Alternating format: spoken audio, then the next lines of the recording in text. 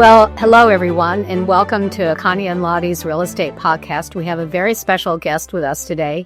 We have the Honorable Mark Begich, who is the former United States Senator for the great state of Alaska. So welcome very much. Thank you. We've got a very interesting story to tell, and Lottie and I are really interested in hearing also about the future plans. But tell us about your origin, your family, and why are you here in Alaska after being a United States Senator? There's lots of other opportunities around the United States and the world, actually. Well, thank you both for doing this. I appreciate it. So my parents came up from Minnesota in the late 50s, before statehood. And so they drove the Alcan when it was really an Alcan and no pavement, dirt roads, drove up here. And my dad established himself at the military base as a purchasing agent and ended up as superintendent of the schools there later in the House and Senate and Congress. So 6 kids, 5 brothers and sisters, very diverse, to say the least, in their views and politics and everything else. Most are still here in the state. You're right. I was in the U.S. Senate, but, I was on the Anchorage Assembly, which once you survive that, you can pretty much survive any political office. You get tortured every Tuesday, and then mayor, then off to the Senate. And simultaneous that, I've always done business at some level. It doesn't matter if I was in high school trying to make money, making jewelry, selling gift wares in order at the flea market down on Fireweed Lane in the old sports arena there. Quonset, now office something. I forget what it's called right now. But, I wanted to be an entrepreneur most of my life. So I've been a serial entrepreneur in a variety of areas. Yeah, that's how I like to say. I'm in the business of business. And so I love a lot of the work I do. It gives me a lot of flexibility, but also contributing back in public service. But I think Alaska is a great opportunity, a great state. You're right, when I came out of the Senate, there was choices I had where I kind of go where I wanted, but I think the state has a ton of opportunity. It's a place, doesn't matter who you are, where you come from, you can make a difference and have impact. And I think that's an important part of, being in Alaska. And I think other communities, it's kind of layered. You got to be here, then you get here, then you kind of crawl up this ladder. Here's school here. Right. Yeah. And here you could kind of build a ladder and crawl up yourself. Right. So I feel that way because I drove up the Alcan in the late 70s with a boyfriend. He left eventually. I stayed. Lottie, but you're born and raised here. At Oakdale, like Mark. Yeah. Not born, but raised here since I was 6 months or so. Yeah. That's close. Grew up at 6th and K. There you go. In fact, I still live maybe 4 blocks from where I was born. Yeah, in East Anchorage. Oh my goodness. Yes, yeah. And you still have the apartments, a few of them left, that we own, that my dad originally built when he was a teacher in East Anchorage. When Boniface Road was nothing. Yep. It ended at Northern Lights. You came down Glen High, was a 2-lane road, ended right there, and City Chevron was right there in the corner, and that was it. So lots of stories to tell. You and Lottie have very much in common because they hear those stories. I hear you used to sell Christmas cards, right? Yeah, it was the very first thing you did. Christmas cards and flower seeds. One of my first house with that. There we go. At 18. That was all the money I saved from selling Christmas cards. And now no one does a lot of Christmas cards anymore. I would find something else to sell if I was a kid. Yeah, today? Oh, yeah. Yeah. Backyard circus. I mean, you did the same. I did the same thing. Yeah, no, I was all about, I was 16 years old and bought my first car, brand new, got it on the fleet rate because I had a business license, bought it out of Seattle and I shipped it. I remember when I was doing some work for Peggy. Yeah. And my mom. Yeah. Sold her a couple of houses in Geneva. And under the stairs, I said, well, I'm looking through that. She goes, oh no, that's Mark's office. So, and you were busy making money then. I was trying. So you came back. Yeah. Right. And what did you decide to do?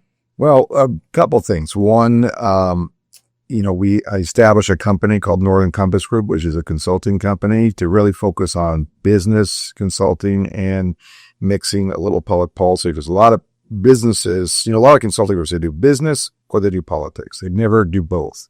The problem is if you're doing business, the odds that you'll cross over into some public policy issue is pretty high. You know, it doesn't matter, as you know, with regulatory issues, land use issues, zoning issues, whatever it might be, you're going to cross over. So we decided to meld that experience and say, okay, if you come to us, we can help you with your business plan or what you're doing in your business model.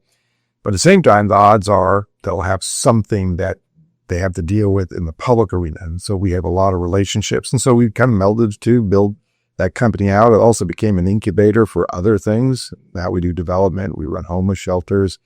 We have developments in Carson City, Nevada, Wyoming, New Mexico. So it kind of is like a place where this kind of stuff grows, and it's never consistent. Let me just make that very clear. That every day there's something new coming in through the door, and we spend time trying to figure out what's the right purpose of that. At the same time, you know, I still keep my feet pretty deep into the public policy of the state. You know, I think it's important that if you're in the business world, you can't divorce yourself from the politics and the policies, because it has great impact on what you might do or might not do. You know, I should have been talking to you 4 years ago when I won the RFP for Olton Hills. I mean, it's still... We watched it carefully. I know that history. Oh, yeah. Right. So, you know, on that planning and zoning after 4 years, Right. grit and dollars, really, Yeah. to see if I can...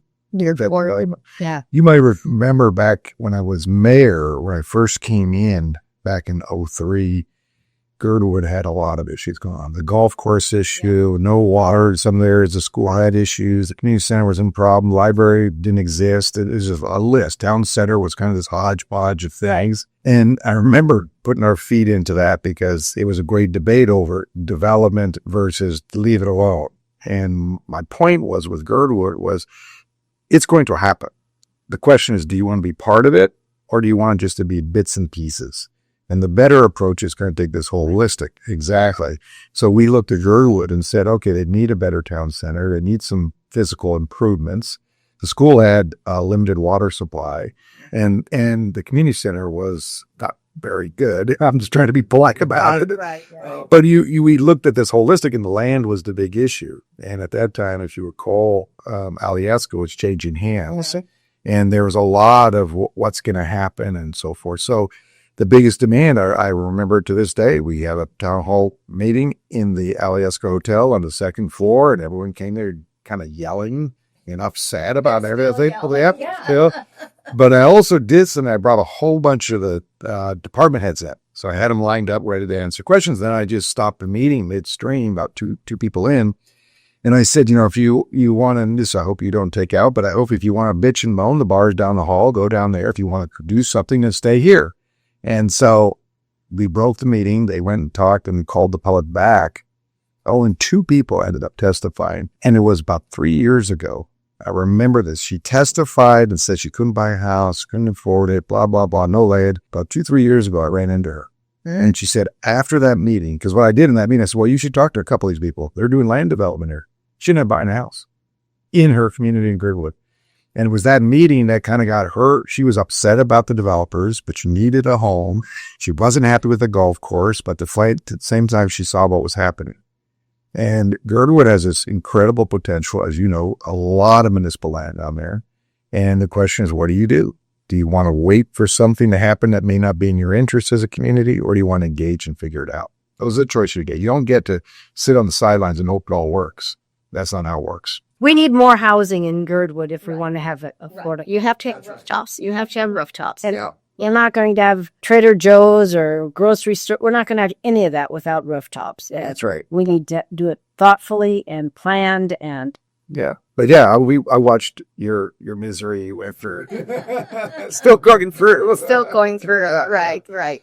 So tell us about your hotel. What did you do? So some might think it was a bad idea when we did it originally. Well, they did. A lot of people did. We bought it in the middle of COVID, really at the peak of COVID. Yeah. We bought a hotel downtown. Some might remember as the Holiday Inn, the Howard Johnson, the Aviator, the Loft. I can go through the list of many names it's had, from the Wendy's to the discotheque to... And it is east of C Street. Which is a little different than, risky, than being west on C Street. That's right. It's like it's almost like you come down going east on C Street, you get to C Street and you kind of stop. That's right. It's like there's an invisible wall that's blocking you from crossing through. Yeah. But you looked at the building and 2 blocks from the core, you're 2 blocks from the museum, concrete and steel. So when we bought it, it was, very risky situation. When the building was bought by us, it had 6 employees. Out of the 251 rooms, they only had 30 occupied. You get right. So you can already see how bad it is. And it probably, the last time it had a physical remodel was many years before that. So it was pretty bad shape, but the bones were solid.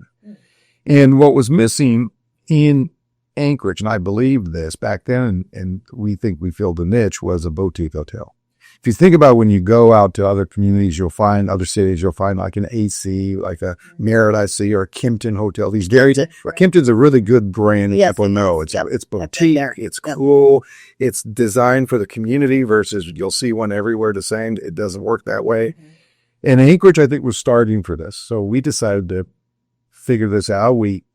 Any person who walked through my office door during the time I was raising money, I asked for money. I said, I need your help. And we raised from about 25 Alaskans to help give equity to the project. We had a great partner with our bank, Northrim. We did something most people said was going to be difficult. We got aided a partner with us. We had a variety. We had to literally help write the law for C-PACE funding, which is a new type of funding available. And it took some local ordinances. So we went through this whole process to do it. At the end of the day, it's a $50 million investment in downtown Anchorage. It is rated by customers, not by us, but people who come to the hotel and look at other hotels. We're the #1 hotel in downtown Anchorage, both from an occupancy in the sense of the rooms to the restaurant. Crimson is a great restaurant by itself. It's really, the work we did there was say, Anchorage needs something and we can do this.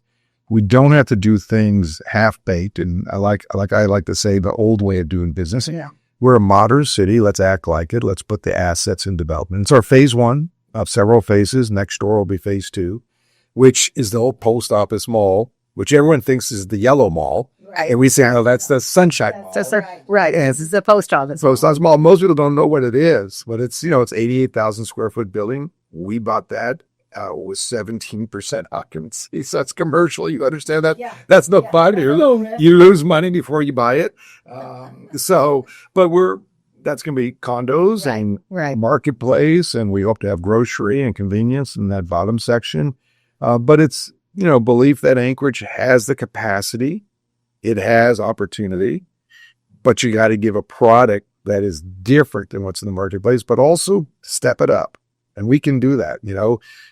We were here in the 70s and 80s where strip malls were like the quality. Edward Beats Amarillo was everywhere. Yes. And now we look at that and say, what did we do? Now, how do we figure this out to create a much more visible, walkable city that has amenities? Like in our hotel, when you walk up front right now, all ice free.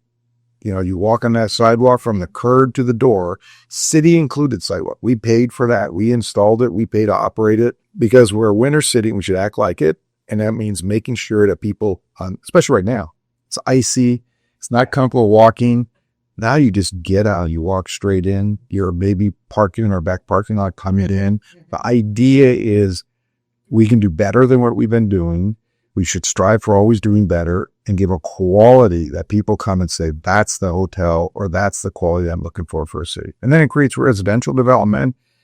Everything starts to spin. But that's phase 1. Phase 2 is across the street. And we have 2 more phases that are not disclosed yet. So are you saying that way back when you told me that subdivisions weren't important, right? And that a city is judged by its downtown? Let me put it another way. I remember that. I remember. There's a mayor's conference room. Yes. Every game was lined up. Yeah. And your friend, Chuck Spinelli, was saying something. And I said, Chuck, if you want to go build residential, go out to the valley because every residential development in Anchorage, the city loses money. And it's a fact. Because when you build a residential development, it does not support itself through property taxes for the roads, the schools, and everything else that go with it. Commercial is a critical part of that because you can build a $200 million or $200 million facility, a commercial building, on 4, 5, 6 lots.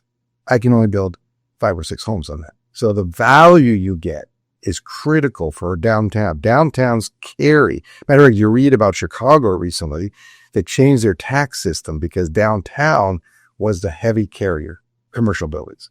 So build all the residential, but do not believe that when you build a residential, when the roads are transferred to the city and the schools are built, that residential tax base can pay for all that.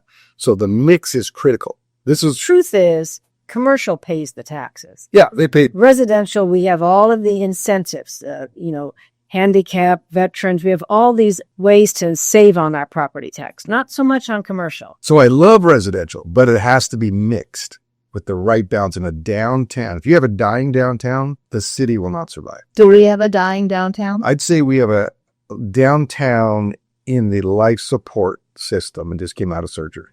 So now the question is, what am I going to do? Right? I think that's generous. Right. Well, there's portions, I think. Yeah.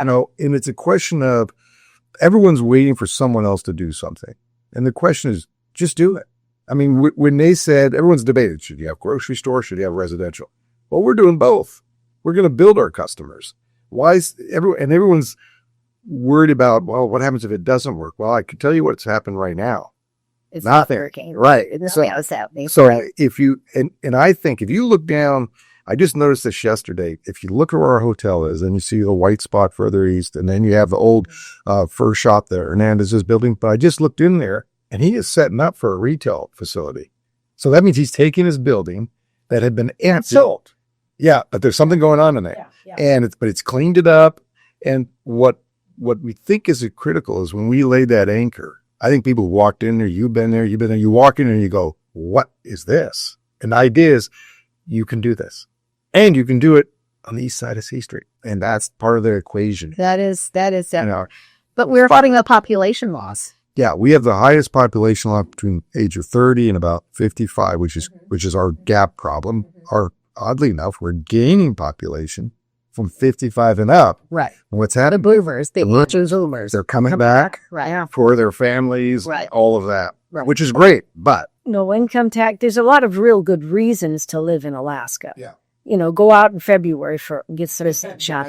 Right. But there's a lot of good reasons to make Alaska your permanent home. here's the thing about Anchorage, too. If you think about big cities around the country, if I said to you, we were in Seattle or Chicago or something, I said, we're going to try to read about downtown, you'd look at it, oh, that's overwhelming. Right. Anchorage downtown is not overwhelming from its physical structure, right? That's true. When I was mayor, we did the convention center, revamped the museum. We created anchors, right? Because if you think of a downtown, it's like a mall in a way, right? Where's your anchors? What are you going to draw? And then you try to draw the pieces together. And I think what Anchorage, and I think Alaska to a greater extent, we have forgotten about investing in ourselves. We don't sit there and go, if we do this, what will it do? We go, well, we can't do that. Price of oil is this. We always have a reason why it's that. Right. It's just whatever the answer is. I mean, we proved you could build a beautiful hotel in the middle of COVID when the market said, don't do it. And now we did it. And now we have people that come to us and say, how did you do this? Here's a building I have. What do you think? I just heard from a title company person. They see more activity they've seen in a long time in transactions in the downtown core. When title companies tell you that, that's closings. Yeah. Right? That's not you or I talking. Yeah, that's not listening. And me. Right. So, yeah. Yeah, it's not talking at a coffee shop about what you might do. No, this is like stamp approved, fine.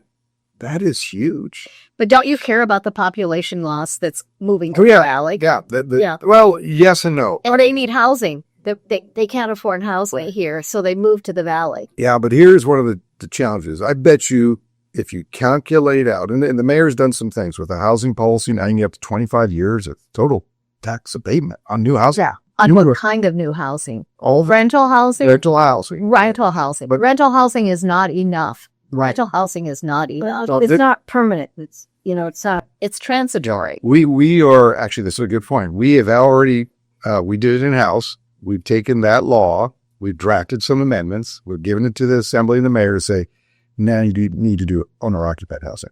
Because here's the value when you give a tax abatement under their policy right now. First off, in the rental, that's just supply and demand, right? There's no guarantee that passes on. to the renter. It doesn't. Right. But a homeowner, the way we've drafted it is if you build a house to sell, you build a house to sell, that owner will get the benefit. That's what's wrong with a lot of the current proposals because they can't, an individual. So I live in South Addition. Right. So I can walk down the alley and I can see these beautiful garages with these beautiful apartments, an apartment above it as an ADU. Right. Well, that's very expensive to build all that. Yeah. So it doesn't really provide opportunity for any sort of affordability. Right. It does. It absolutely does not. That's so why the tax. you have to pass it on to the buyer. Exactly. To the buyer. And right now the law says the first person who gets it can't transfer it. So if you're a developer, you would get it, Right. but you can't transfer. Yeah. So you just make more money. I mean, I'm really sorry. I mean, yeah, it's the truth. That is absolutely the truth. This is why, again, when I mentioned earlier about public policy and business, we could sit around and wait for this assembly, the mayor. We wrote just finished. Matter of fact, it was yesterday. I just reviewed it, a draft to change it. So that means what you do is imagine this. Here's the bandwidth of people who can afford to buy, let's say, a house downtown. You take the property tax and exempt it out. Now you're going to cut $500, $600, $700 a month Off. So now the bandwidth grows, not upward, Right. downward. That's correct. That is the key. That is correct. And so, I'll probably be calling you all to sign a letter to say this is a good idea because we think the way we're going to make a difference in downtown, specifically in targeted areas, is you have to give this abatement for home ownership. It's great to have rental, but you need the mix. Yep. Because home ownership, they clamp their roots down. Right. And they'll be going to the shopping. They'll hang out with their friends downtown. They will find places to retire downtown. They'll work down. There's a lot of people, this off the hillside that want to come downtown, but there's no place. Oh, yeah. That's There's no, exactly right. There's not a place. That's right. And they don't want to rent. They want to That's buy. right. That's and it be cash. Because they're aging boomers and That's right. used to ownership. That's right. They're not going to want to live in a 2-bedroom, 1-bath, 800 square foot apartment. Right. They want to own it and they want to be comfortable in the place. And more than likely, they have enough equity built in. They probably paying cash and not feel any bump on it. And downsize at the same time. Right. But this is where we mix the business and the public policy. We see a gap. We use our skill set to say, here's our proposal. And then we try to get people to think about it. But the home ownership is critical for, if you go to any vibrant downtown, it is not just straight commercial. It is a mix.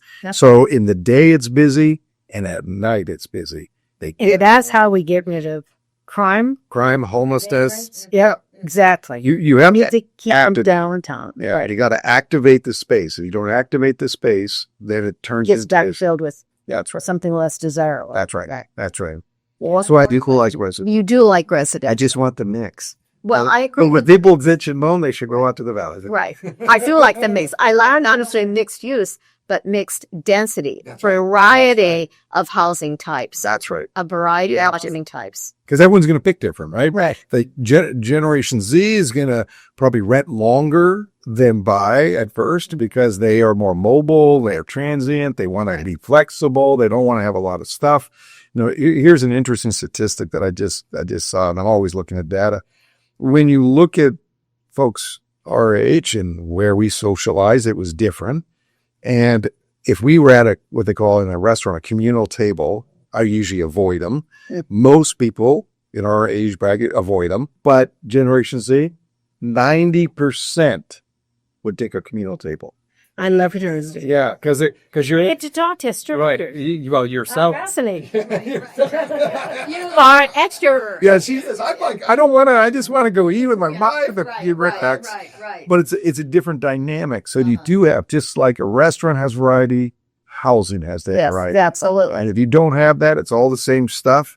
You're going to get certain people say, I don't want to live there because it doesn't have fill in the Right. And that's what's wrong with our zoning laws as far as residential is concerned. It's because it's pockets. And I can go through one of my subdivisions. I know exactly how much people earn. I know what their educational level is. I know what their demographic is and there isn't anything I can do about that because I'm stuck with the zoning laws. But if I had mixed density, I could put duplexes in there, duplex condos. I could do a wide variety of things. But to try to get that done, is very, very tough. Yeah. Which is basically what Girdwood is, which is mixed density. It's absolutely. That's it.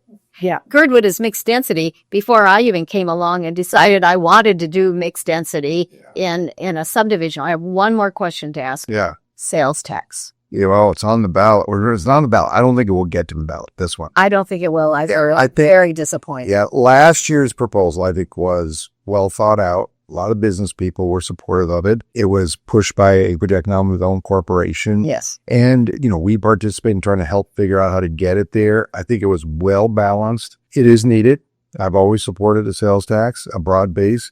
But then it got to the assembly and just got into this quagmire of debate about debate. And now suddenly they realized, oh, whoops, maybe we should have. Well, now they've had too much limited time to talk about it, talk to the community, and I don't think it's laid out the way most people would support a tax. I think they would support a seasonal sales tax. I would agree with that. So Choku Charge program, right? can't you work on that? I mean, really, a seasonal sales tax. When you're going on vacation, do you decide where you're going based upon what the sales tax is? No idea. I mean, No, when you get there. you don't know any of those things. Right. And yet we have millions, more than 1 million tourists some year, and they're here for free using all of our resources. So put a sales tax, just a seasonal sales tax. I think we could get that. I think people would agree to a seasonal sales tax. I think, go ahead. I think and I'm not the politician, but I think if we had, we knew exactly where those funds were going to go instead of just throwing them into the coffer and it's just kind of a bottomless pit. Yeah. So if we collect the sales tax, it's going to do this. It's not going to. The thing that's interesting about sales tax, first off, we should always diversify your income base. Doesn't matter if you're That's right. public But we don't. or private, right? In your household, you diversify your income base, right? And here's a great example I just, again, read a few days ago. Saudi Arabia, who concentrated 90% of the revenue stream came from oil. Today, about 45% does.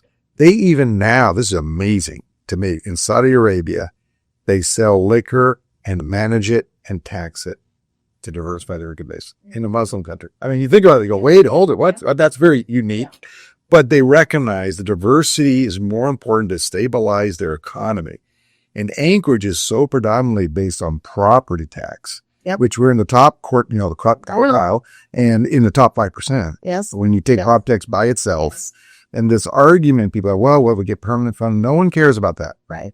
Here's what we get paying property taxes. And, when you're sitting there trying to qualify for a home and your property taxes are this, you lose people could qualify because that's too high. That's right. So a sales tax is also responding to an economy. Economy's going up, sales tax goes up. Economy's going down, it drops down. It forces the people who receive the money, government, to manage based on the economic conditions around it, not just, business as usual when the economy's going flat.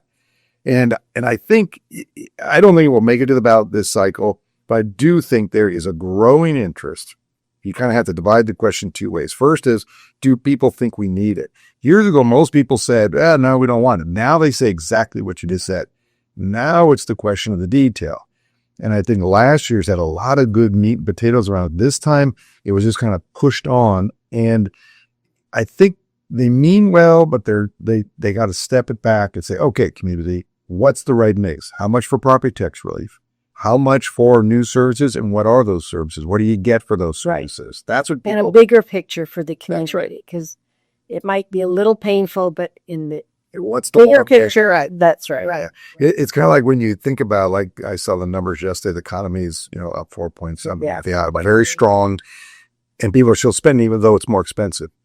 Because one thing people will do, they will spend their money if they know what they're getting. Right. If there's a quality or something, value. A value. If there's a value. Yeah. They're just not going to give you money and say, we wish you the best. Right. That's not happening. Right. And so I think there's a need. I think the business community made the right move last year. There's still strong interest among AEDC and these other groups to do something around sales tax, which, if I go back 10, 15 years ago, they were not there before. Now they recognize the diversity is much better and these million plus visitors. Yes. I mean, they didn't have those for 15 years. And it's growing. Right. And it continues to grow. I mean, that's why you see Midtown, all these hotels built, because the volume It's amazing. of people. Yes, I mean, yeah, convention center will tell you they need more meeting space. The convention center. I mean, people go, how can that be? Well, because people come to Alaska as, one, it's a bucket list. Two, if they come with a conference, it's kind of like a free deal for them. And three, people are traveling more domestically than ever before. Right. And so we're one of those places you can come multiple times because you can't see it all in one shot. And our tourists are more affluent. Much more affluent. Yeah, that's not that they're not driving to Iowa City. Right. They're coming up. That's my hometown. Don't so. Well, She did that in a pause. there are those two cars that didn't show up in Iowa. But for the most part, Anchorage is, oh. There you go. I'm not in the middle. Let's Right. All right. I have one more question to ask. Sure. The mix of business and politics. I have learned that lesson the hard way over the last 4 years of working and trying to work in Girdwood. Yeah. But my question to you is, are you ever going to run for office again? Oh, jeez. There we go. I like what I'm doing right now. I get to influence public policy without having to have everyone come to me about their stop sign fell down or a pothole down the street. Now, do I love the political? Absolutely. And, It's in your genes. yeah. And I'm happy to advise people, which I do, I'm working with the governor on the gas line. I'm happy to do that, even though he and I ran against each other and he won, I lost. I remind him of that when he complains. I say, hey man, you won, not me. But, I love that part of it. I think the dynamics of politics today is very toxic. Yes. People can't get along. Sight. Yeah. And everyone's, I love doing our holiday party. We do it every year, and this year was a really big year. I don't know, close to 300 RSVPs, and they're all across it's from the plumber to the banker to the Republican to the Democrat. It's always mix. And the reason I love it is because that's what we should be doing. I had someone who runs a fairly big organization was standing in the lobby of the hotel when everyone was leaving. I said, what's up? She says, it was her first time coming tonight. She said, I got to meet a lot of people I don't know.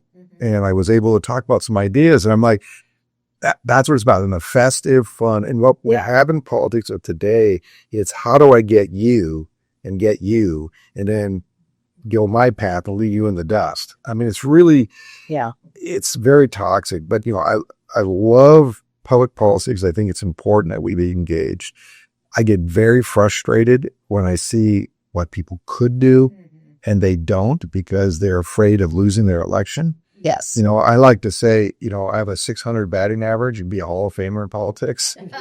I've lost and won. Right. But you got to constantly push the envelope. And I'm not afraid to do that. And I think we need more people in office. And I call them up and harass them. I probably shouldn't as much as I do. But my view is that, I love helping where I need to be helpful, but I'm also going to be very blunt with them and say what I think. But I'm also going to come with them with a solution. Did I complain about downtown? Yes. But did I come with some solutions? Absolutely. When Town Square looked like a pile of junk, which is a disgrace for our downtown to have that town square look like that. I went out, paid for my own polls to see if we could put money into the bond. We've just been announced we received $500,000 from the Rasmussen Foundation. Dean Widener just contributed $250,000 to the effort. The city's going to put $2.9 million to the effort. And I'm going to go out there and try to raise a little more money because you can't just let things idle. And so politics, I enjoy it. My brother's running for governor, let him go that experience, and I'm happy to advise him. But right now I like what I'm doing. It's fun. And I get to go home and not have to worry about, I do get 3 a.m. calls still, but someone's water's not worth theirs. Mark, I want to thank you for your here today and sharing your thoughts and your ideas and the future for the city. Where do you think the city will be in 10 years? Well, if people believe in their community and invest in their community, then I think it's going to be a great city. But it's not going to be because someone you're waiting for to do it. Right. We just have to do it collectively. And it's not like, oh my God, I got to take the whole picture on. No, you do your piece and then you kind of build the blocks together. It's like I always say, I love that down the street from us, the Hernandez family is doing some of that building. I don't have to do it, but because what we did helped him feel more confident that there's an opportunity here. When we think of the Blue Building, which has been an eyesore downtown for years, once we start changing that skin, I think people are going to say, wow, what's Something's different. Something's different. Yeah. So I hope collectively as Anchorage folks that we each do our part and figure out, okay, if you're doing this, Lottie, and you're doing this, Connie, and I'm doing this, maybe these all meld at some point and create a bigger picture. That's what we got to do. And it's hard because I think people look at the big picture, they're getting overwhelmed and they go, I don't know, how are we going to solve this problem? We can't solve it all. But every little piece we solve picks away at the problem. And you kind of get this curve, right? You painful as you move. Then when you hit the top, then suddenly people go, oh, we can actually do this? And the answer is, hell yeah, you could do this. Just got to do it. Right? So I feel in 10 years from now, if Anchorage keeps on this path and the people that I see that are starting to put money into the equation, downtown will be beautiful. I think you'll see a lot more people who come to Anchorage and visit and say, why am I not living here? And, the biggest problem, maybe another day we can talk about, is what do we do with the education system? Because that's a critical component underneath all of this, right? Yes, it is. If we're not educating people to stay here and train them and work them.